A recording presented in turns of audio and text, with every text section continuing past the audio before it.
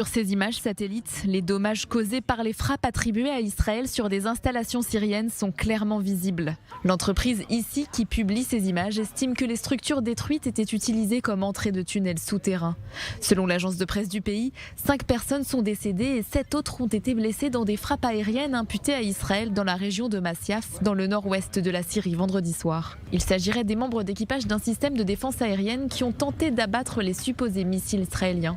Ce n'est pas la première fois que ce site est détruit. Selon ici, il aurait déjà été frappé en septembre 2018, puis reconstruit.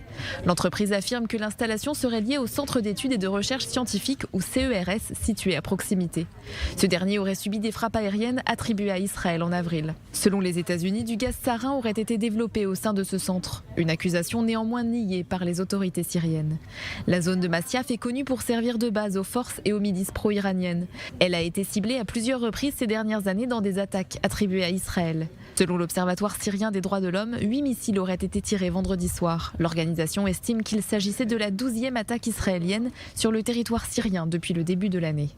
Les frappes de vendredi sont intervenues 2 jours après une précédente attaque imputée à Israël. Des missiles ont été tirés mercredi sur une zone près de la ville de Khader, au nord de Quneitra, sur le plateau du Golan, de l'autre côté de la frontière avec Israël.